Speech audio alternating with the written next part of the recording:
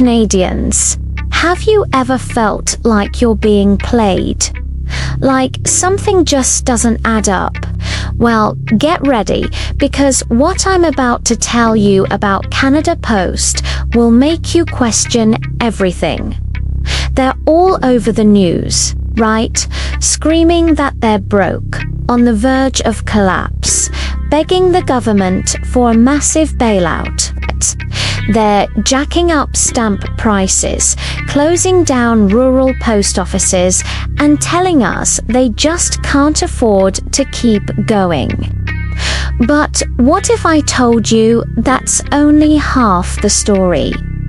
What if they were quietly making hundreds of millions of dollars every single year, through a company most of you think is a totally separate competitor? I'm talking about Purolator. Here's the trick, and it's a brilliant one. Canada Post, the public service, and Purolator, the courier, are not competitors. Not even close. In fact, Canada Post owns 91% of Purolator. They are part of the same taxpayer-funded Crown Corporation family. But they've cleverly split the business to create a very misleading picture. Think about it this way. Canada Post, the public-facing post office, has a tough job.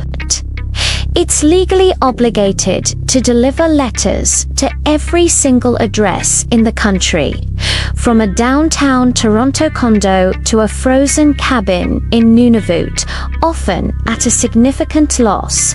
It employs over 50,000 unionized workers with good pensions and benefits. And its core business, letter mail, is dying a slow death because, let's be honest, who sends letters anymore?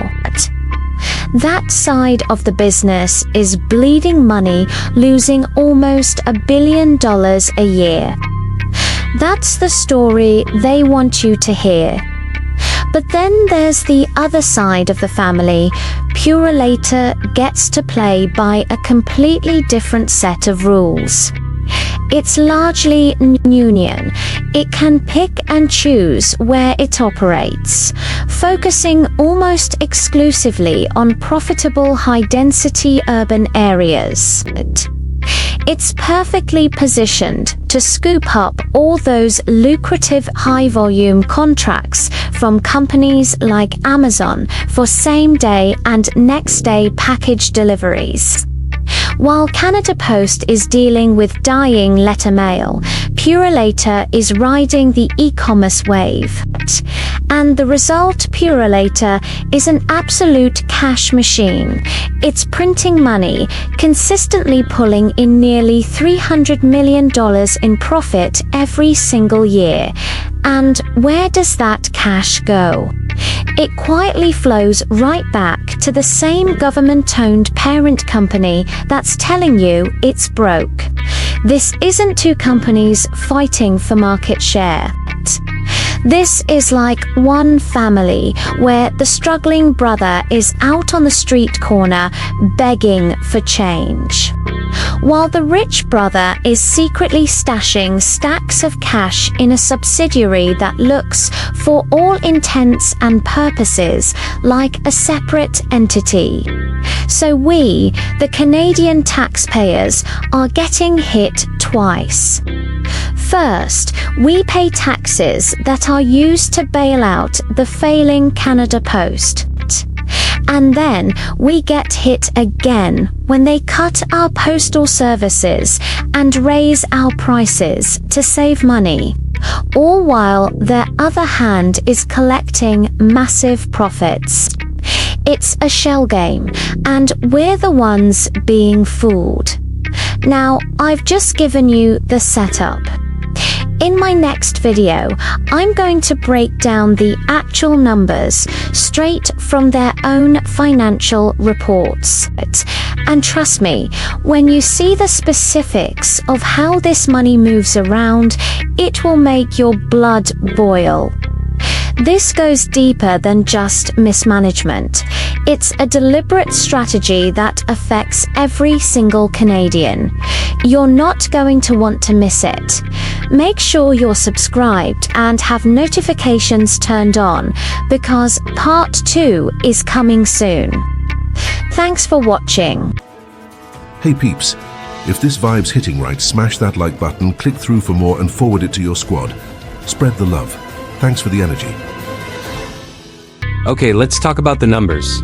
The real numbers. Time to check the receipts. In 2024, the Canada Post Group lost a staggering $841 million before tax. In 2025, it's on track to lose over $1 billion. Their cash reserves? Completely gone. In fact, they needed a $1 billion no-interest loan from us, the taxpayers, just to keep the lights on in January 2025. But now, watch this. It's like a magic trick. Purolator, which is owned by Canada Post, made $294 million in profit in 2024. And in the first half of 2025, they banked another $101 million. Their revenues are over $2.7 billion and still climbing. So, how can the parent company be dying while its subsidiary is rolling in cash? It's simple. They're playing a game. All the profitable work, like delivering Amazon packages and other e-commerce parcels, gets funneled over to Purolator. Then the public-facing side, Canada Post, is left with the unprofitable job of delivering letters that fewer and fewer people are sending. They get to cry poverty and ask for bailouts. It gets better. In 2025, they bought a freight company for almost $1 billion to make Purolator even more profitable. This is the same money they claim they didn't have. And what happens on our end? Rural post offices are closing down and the price of a stamp just jumped by 25 cents. This isn't just a string of bad luck. It's a classic shell game. One hand, the profitable one, is hiding all the money, while the other hand, the public one, is out begging for our cash. And this is where it starts to get really ugly. In the next part, we're going to talk about the strike and you'll see just how deep this rabbit hole goes. Stay tuned. Hey peeps, this sloth's slinging hot dogs solo. Don't let him hang. Hurry, before I blow away in the breeze. Hit that like if you're grilling. Subscribe for more chill vibes. And share quick thanks for the fast support. Post-strike back in late 2024, it was a huge deal, front page news. But here's the part of the story they didn't really tell you. While 55,000 postal workers were locked out, fighting for fair wages against a crippling 5% inflation rate, something was happening behind the scenes. Canada Post quietly started rerouting hundreds of millions of dollars in parcel volume. And where did it go? To a company called Purolator. Now, if you're not from Canada, you might not know this, but Canada Post is the majority owner of Purolator. So, while its own unionized workforce was on the picket line, Canada Post was sending its most profitable business parcels to its own subsidiary, which uses non-union drivers. And the best part for them? They could charge customers double the price for the same service. That year, Purolator's revenue jumped by a staggering $300 million. They were literally using their own subsidiary to break their own union strike. The Canadian Union of Postal Workers, or CUPW, wasn't blind to this. They set up picket lines at Purolator depots all across the country. You had workers shouting, "Canada Post owns you," at the trucks going in and out. But for the most part, the average Canadian had no idea this connection even existed. It was a brilliant, if cynical, corporate strategy. Then came the public statements. Executives blamed what they called labor uncertainty for losing customers and market share. But in their private earnings calls with investors, it was a different story. They were bragging about how Purolator had successfully gained market share during the dispute. It was a classic case of saying one thing in public and another in private. Eventually, the strike ended. The government stepped in and forced the workers back with legislation. The postal workers came back defeated. Their benefits were slashed, and a contract they never agreed to was imposed on them.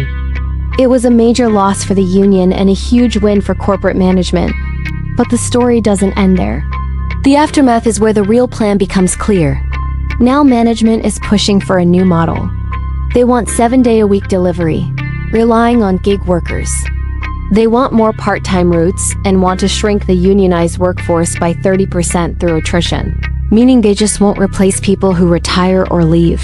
Does that model sound familiar? It should. It's almost exactly how Purolator operates. They are systematically trying to turn the public post office into Purolator 2.0, but a version without the pensions, without the job security, and without the strong union that has protected workers for decades. This isn't a negotiation between a company and its employees anymore. It's a slow-motion takeover of a public service from the inside, dismantling it piece by piece to replace it with a cheaper, more precarious and more profitable private model. And it's happening right under our noses. Thanks for watching, and if you found this insightful, please consider subscribing for more deep dives. Yo, exquisite peeps! Digging this shell-shocking clip? Hit like to keep it sunny. Click ahead for more, and pass it on quick. Don't spill my yolk, or I'll be all running. Thanks for the scramble. So what's the real endgame here? Well, it looks a lot like a slow, deliberate takedown of the public post office. The plan seems to be to hold on to the profitable parts, like Purolator and those big Amazon contracts, while dumping the unprofitable rural routes and unionized labor costs back onto us, the taxpayers. Eventually, the goal is to privatize the whole thing, piece by profitable piece. They've practically given us the blueprint already. First, they cry broke. Then, they secure a massive billion-dollar bailout from the government. After that, they cut services, making everything slower and less reliable. And then, they just repeat the cycle. But here's the thing. It doesn't have to be this way. This isn't some inevitable decline. If you look at other countries, you'll see public postal services that are not only profitable, but are expanding. They offer things like public banking, weekend delivery, and they do it all while providing good, stable jobs with modern equipment. Canada could do this too. The reason we don't is because certain executives and politicians prefer the Purolator model. Low wages, no unions, and a workforce of gig workers with little job security. Think about it. You're essentially paying for this situation twice. First, with your tax dollars that go into the bailouts. And second, with worse service and higher prices for everything that gets shipped. So what can you do right now? First, share this video series, get the word out. Tag your member of parliament in the comments and on social media. Demand a full, transparent public audit of the money flowing between Canada Post and Purolator. And let the Canadian Union of Postal Workers know that you support them. The post office isn't dying a natural death. It's being actively dismantled for profit. Remember that headline about Canada Post losing $1 billion? Well, at the same time, they were making hundreds of millions on the side. That's not a business in crisis. That's a carefully orchestrated plan. Don't let them get away with it. Thanks for watching. Listen up, you scrawny Psychopotatoes primate sits me, your undisputed jungle overlord, flexing these 1,800-pound bench-pressing pecs that could eat a Jeep into next Tuesday. Science says even 100 of you thumbs-up keyboard warriors couldn't topple this silverback without turning it into a chaotic dogpile. Shout out to the primatologists dropping truth bombs. We'd gas out after snacking on your egos, but forget the math, you can't even muster the finger strength to smash that subscribe button without crying uncle. Get off your lousy boy throne. Hit like if you dare dream of surviving my stare down. And subscribe before I rally my gorilla squad to raid your fridge, one roar at a time. Let's evolve this channel, move.